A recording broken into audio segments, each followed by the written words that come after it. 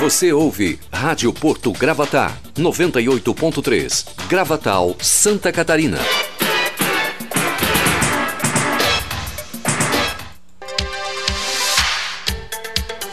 Muito bem, agora 10 horas e 36 minutos, 10 e 36, e o nosso Fala Gravatal da Rádio Porto Gravatá, 98.3. Dr. Carlos Hackman está conosco e o quadro Pergunte ao Doutor. Bom, doutor, nós estávamos falando sobre febre amarela, né, que indiscutivelmente é o assunto do momento. E aí, para tirarmos todas as dúvidas e principalmente o medo da população ali, o receio da população, né? Principalmente o pessoal que está querendo viajar para São Paulo, Rio, aí fica apavorado. Isso é importante. Quem está querendo viajar para a área endêmica tem que apenas avaliar se vai realmente visitar alguma área dessas, né, consideradas de floresta, né, silvestre.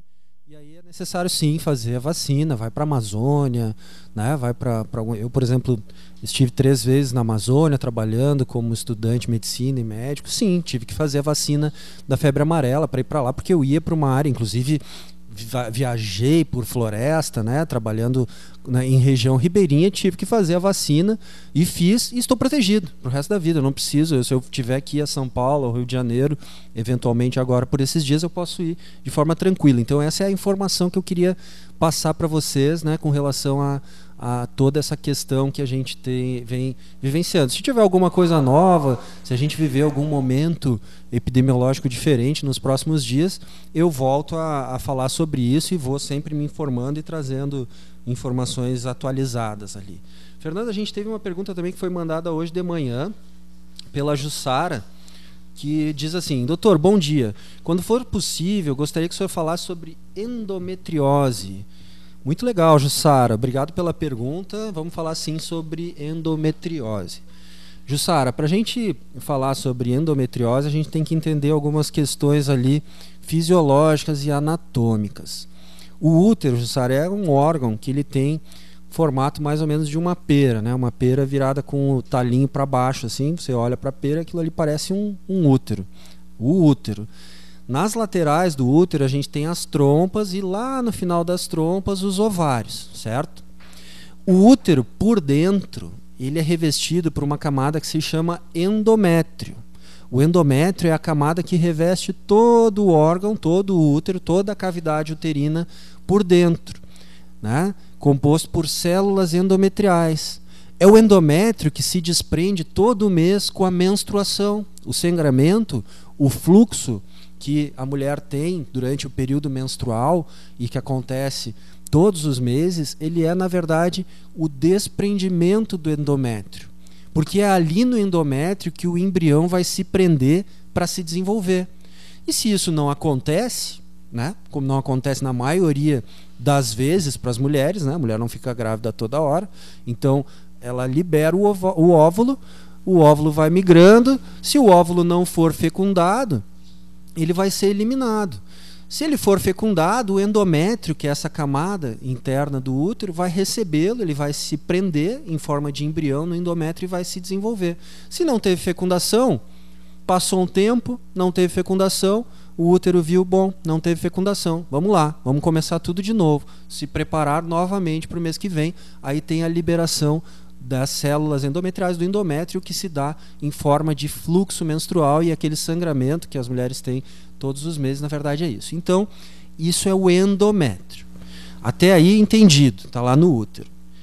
O fluxo normal das células endometriais é a eliminação, sair pela vagina em forma de menstruação. Em algumas situações, parte dessas células endometriais, elas migram para as trompas. As trompas estão ali no ladinho do útero. É através das trompas que o óvulo que sai do ovário vem para o útero. Então, parte dessas células, ao invés de saírem totalmente pela vagina na menstruação, elas migram para as trompas. E lá no final das trompas, a trompa ela não se une diretamente com o ovário. Existe um espaço entre a trompa e o ovário feminino. Nesse espaço, essas células elas foram migrando por ali e elas caem. E elas caem na cavidade abdominal. Elas caem na barriga, lá dentro, né? E aí elas podem se prender no peritônio, que é a membrana que reveste todos os nossos órgãos abdominais. Elas podem se prender no próprio útero por fora.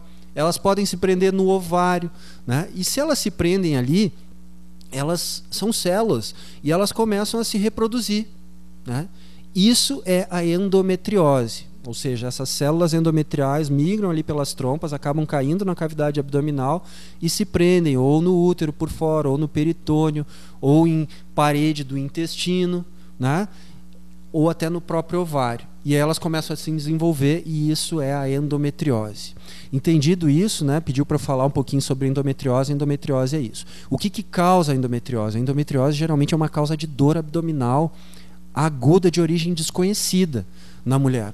Você, mulher, que tem um quadro de dor abdominal e que já investigou ou que não tem uma causa ainda bem definida, né, sempre tem que se passar ali dentro do raciocínio do diagnóstico diferencial, tem que se pensar que a endometriose pode ser uma causa, né? A endometriose ela está ligada também a uma situação referente à infertilidade. A mulher com endometriose ela tem dificuldade de engravidar.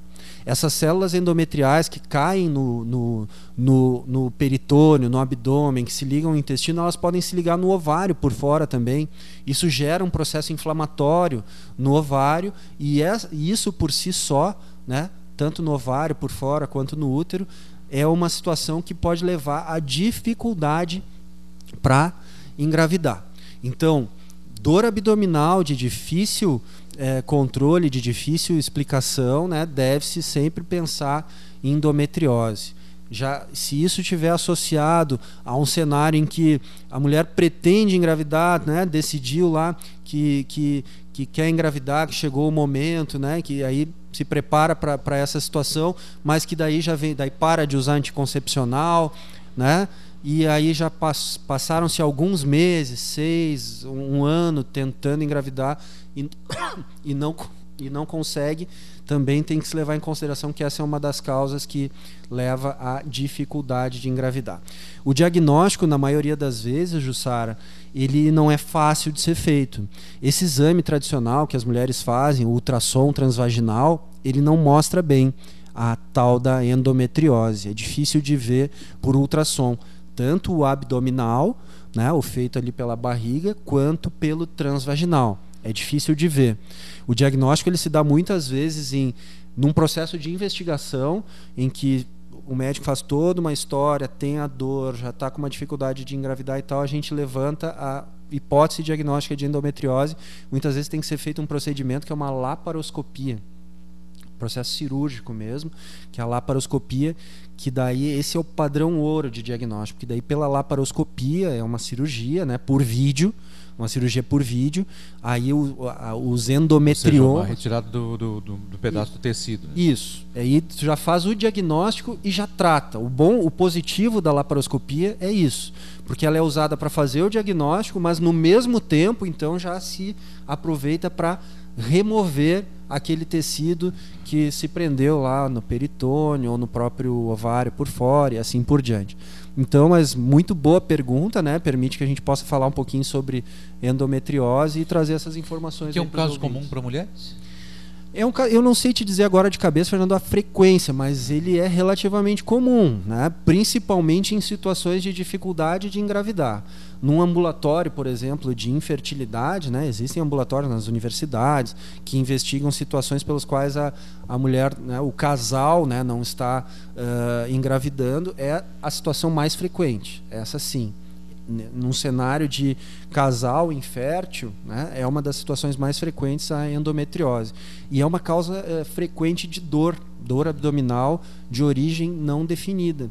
Já investigou, não tem diarreia, não tem nenhum tumor, não tem nenhuma lesão no fígado, não é gastrite, não é enterite, não é colite e tal. E aí a endometriose pode ser uma das causas aí que dessa dor, né? Muito boa pergunta que a Jussara nos enviou hoje pela manhã. Olha só, a gente fala no caso de mulher, e aí agora me relatei o caso do homem. Tipo assim, o homem que tem problema de epidídimo, né? Sim. Aí também há dificuldade desse homem produzir o esperma, né? O epidídimo, Fernando, é a bolsinha que armazena o espermatozoide. Fica acima do testículo. Então, o espermatozoide, que é o gameta masculino, né? A célula masculina que vai se unir lá e vai usada na reprodução, né? Na formação do embrião, o gameta masculino, ele é produzido pelos testículos e ele é armazenado no epidídimo, que é um reservatório, uma bolsinha que fica acima do testículo. O que acontece muitas vezes é uma inflamação do epidídimo, que é a epididimite, causa dor, pode levar a inchaço, dor, aumento de volume na região, uma dor bastante importante e muitas vezes causada por alguma infecção, às vezes relacionada a uma infecção urinária comum ou às vezes até relacionada com doença sexualmente transmissível, né? Gonococo, clamídia e outras coisas ali. Mas a epididimite é uma doença tratável. Você identifica a causa, né? Se a infecção for por uma Escherichia coli, por exemplo, que é a bactéria mais comum da infecção urinária, usa antibiótico para aquilo, anti-inflamatório, alguns dias, resolve o processo, muitas vezes uma semana, 10 dias, resolve o processo e fica tudo bem. A epididimite não leva a problemas de fertilidade no homem, até para deixar isso bem claro, a doença do epidídimo.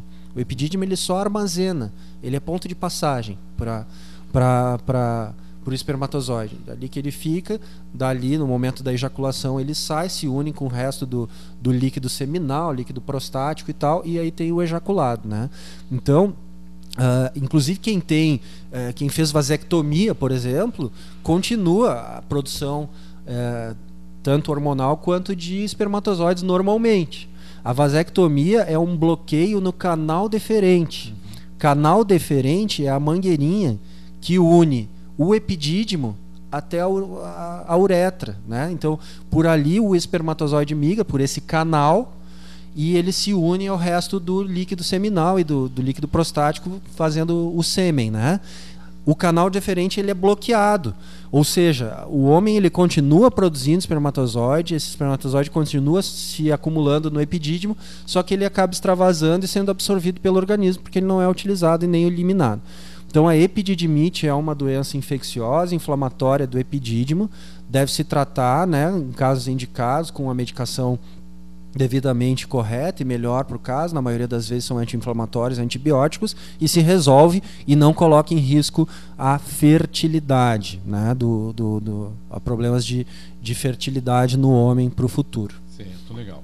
Bom, bem explicado, doutor. Agora, a Mary está questionando aqui, ó, se o AVC é causado por problemas de aumento de pressão arterial ou problemas de coração, por que ficam sequelas neurológicas? Ou isso não procede, na verdade? Isso procede. As sequelas do AVC elas são, na imensa maioria das vezes, neurológicas, Mary. A gente está falando de um acidente vascular cerebral. A sigla do AVC, acidente vascular cerebral. Mais usado tecnicamente é a AVE, né? Acidente vascular encefálico. Que, se a gente for se deter no próprio nome, a gente vai entender por que as sequelas são neurológicas. Porque ele é causado, ele tem como fator, não é que ele seja causado, ele tem como principais fatores de risco a hipertensão, doença cardiovascular, diabetes. Por quê? Porque hipertensão, doença cardiovascular, diabetes, tabagismo são fatores de risco para doenças vasculares. Os nossos vasos, as nossas artérias acabam sendo lesados por esses tipos de doenças. A hipertensão, o diabetes, o tabagismo, eles acabam o colesterol alto, eles acabam funcionando como fator de risco para a formação de placa, né? A placa nas nossas artérias, e essas placas elas podem obstruir as nossas artérias e impedir a passagem do sangue, tá? Então, o acidente vascular cerebral, encefálico, né, ele traz sequelas neurológicas porque essa lesão arterial se dá numa artéria lá do cérebro. Entendam bem, no momento que uma artéria de qualquer parte do nosso corpo ela é obstruída, se eu pegar e amarrar um cordão no meu dedo, na ponta do meu dedão aqui, bem apertadinho, eu vou bloquear a passagem do sangue lá para a ponta do dedo, eu vou fazer um torniquete. Com o passar do tempo, a gente vai ver que o dedo vai ficando roxo, né? E ele vai ficando cada vez mais roxo. E se eu nunca mais tirar aquele dedão, aquele cordão dali, um dia, em algumas horas, né, esse tecido ele vai morrer. Ele vai morrendo ali, o músculo da ponta do meu dedo, que é um tecido muscular. É um tecido mais resistente esse aqui. A gente chega a ficar com um torniquete por horas. A gente abre o torniquete, volta a circulação e ele volta a funcionar normalmente. O que aconteceu ali naquele torniquete? O oxigênio que é levado pelo sangue não chegava mais lá no meu tecido, no meu músculo. E ele foi ficando sem oxigênio. Cada órgão e cada tecido e cada célula do nosso corpo, ela é preparada para poder resistir um determinado número de tempo sem oxigênio. O tecido muscular aqui da ponta do dedo fica horas sem oxigênio, a gente abre o torniquete, volta a circular o sangue e ele se recupera. Um neurônio fica pouquinho tempo, segundos a poucos minutos, 1, 2 minutos, ele morre sem oxigênio. Então, se uma artéria lá do meu cérebro ela obstrui, porque eu tenho uma placa, porque eu tive uma lesão naquela artéria, o sangue vai deixar de chegar numa determinada área do cérebro. Se o sangue não chega, não tem oxigênio. Se não tem oxigênio, a célula morre. E ela vai morrer mais rápido ou mais lento, dependendo de qual órgão for. Se for no coração, né, essa obstrução vai levar a um infarto. Dependendo da área que é atingida do coração, esse infarto vai ser mais grave ou mais leve. É tamanho de parte que foi atingido. Mais grave ou mais leve é de fulminante, mais grave, até uma situação que a pessoa começa com dor no peito, uma dor desencadeada por um esforço, mas que consegue ir até um atendimento de emergência, consegue-se fazer as medidas que vão desobstruir aquela artéria que está obstruída, o sangue vai voltar a circular e se resolve um infarto do coração, por exemplo. A questão é que no cérebro, os neurônios eles são muito mais sensíveis, pouco tempo sem oxigênio, tem morte de tecido, tem morte neuronal. E as sequelas vão ser, só para confirmar, porque da sequela neurológica, as sequelas elas vão vir em decorrência da quantidade de tecido neuronal que foi atingido e que parte do cérebro foi atingido. É uma parte que relacionada com a fala, é uma parte relacionada à motricidade. Por isso que o AVC ele é uma incógnita, porque vai depender de qual a área foi afetada. Foi fala, foi compreensão, foi raciocínio, foi motricidade de membros superiores, foi motricidade de membros inferiores. Então, muitas vezes não fica sequela, porque a obstrução ela se resolveu em poucos segundos, né? Acontece isso. Então é por aí, mas tentando explicar a Mary, sim, tem sentido e tem relação, porque essas questões que ela citou, pressão alta, problemas do coração, elas são fatores de risco. Né? Pois é, a Mary fala do AVC, mas na verdade assim, a pessoa que teve infarto, que infartou, viveu a mesma experiência, quer dizer, teve um bloqueio também de uma artéria, teve bloqueio de oxigenação, vai refletir em sequelas também, né? Vai refletir em sequelas. Essa sequela, a cicatriz de um infarto, ela pode ficar marcada lá para sempre, né? A gente inclusive faz um eletrocardiograma, né, na pessoa que teve... Caso, tá lá, né? Tá tudo marcadinho lá. Pegar o teu eletro, provavelmente eu vou ver que realmente tem um sinal aqui que teve um infarto, porque mostra ali um sinalzinho de infradesnível, de um segmento ali no traçado, né, do eletro, que fica marcado para sempre, porque aquele pedaço do coração, ele foi afetado, teve uma morte tecidual, né? E é isso que eu falei, o coração é um músculo, ele resiste muito mais tempo do que o neurônio lá do cérebro, né? Então, e o AVC, ao contrário do que a imensa maioria das pessoas pensa, as pessoas geralmente quando a gente fala em derrame, até pelo próprio nome, né, a palavra derrame, as pessoas pensam no AVC hemorrágico, né? Rompeu alguma uma veia, uma artéria e teve um sangramento. Sim, essa é a situação mais grave, mais drástica, porque sangrou dentro da calota craniana, não tem para onde escapar. O cérebro está lá preso dentro de uma caixa. É diferente de um sangramento aqui na minha barriga, que tem espaço para onde o sangue ir, né? Aqui na calota craniana não tem. Então o AVC hemorrágico é o mais complicado, mais trágico até. Mas o mais comum é o isquêmico, que é o mesmo do infarto, é a obstrução. A pergunta da Amélia é pertinente, ela diz assim, sequelas reversíveis? Quer dizer, na verdade, os neurônios morreram, não vai ter como recuperar esses neurônios. Não, aqueles que morreram, eles não são recuperáveis, né? Então, o reversível ou não vai depender da extensão da área afetada. Se essa área pode ser suprida por uma outra área mediante treinamento e estímulo. Então aí vem as questões de recuperação, que envolvem fisioterapia, recuperação, treinamento da fala, e uma série de questões que vão depender sempre de caso a caso. O reversível, ele está muito mais relacionado à extensão, ao tempo de isquemia, né, de falta de oxigênio, se ele foi mais curto ou mais longo, e a área afetada, e se essa área ela pode ser suprida por uma outra área do cérebro mediante treinamento. Bom, muito boa pergunta. Boa pergunta da Mary, mas tem aqui também da Jucília. A Jucília está dizendo assim: oi, doutor, você tem algum diagnóstico para dor de cabeça forte e tontura que começou ontem na minha filha? Eu estava devolvendo a pergunta para a Jucília aqui: quantos anos tem essa menina? Né? Muito bom que tu... Isso é importante. Que tu perguntaste ali. Jucília, muito boa a tua pergunta. Você permite a gente falar um pouquinho sobre cefaleia, né? Dor de cabeça e tontura. A dor de cabeça, a cefaleia, é um dos sintomas mais frequentes no ambulatório, no dia a dia de um médico, né? Eu como médico de família, então é um dos sintomas, e também especialista em acupuntura, é uma das queixas que eu mais me deparo no dia a dia como médico, né? Muitas podem ser as causas da dor de cabeça. A dor de cabeça é um sintoma que deve ser sempre muito bem avaliado.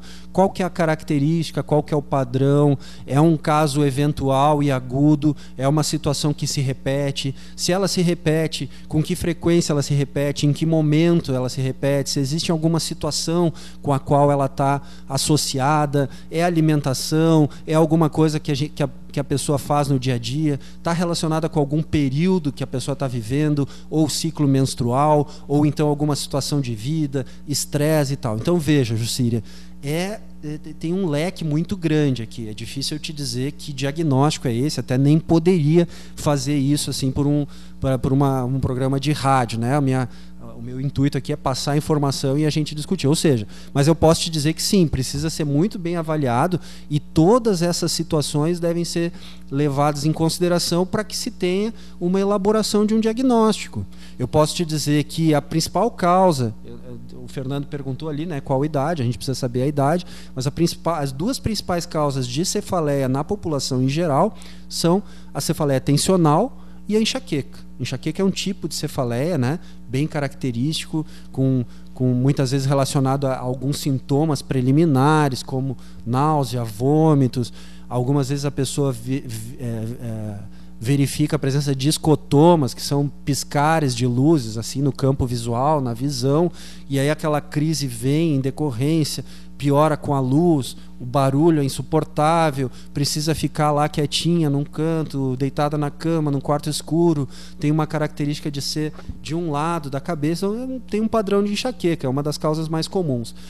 Também é muito frequente a cefaleia tensional, que é uma cefaleia que se manifesta muitas vezes como uma dor em aperto. A pessoa geralmente tem uma sensação de aperto na cabeça, porque justamente a cefaleia tensional ela ocorre em decorrência da tensão que se dá nos músculos aqui da nossa calota craniana, do crânio.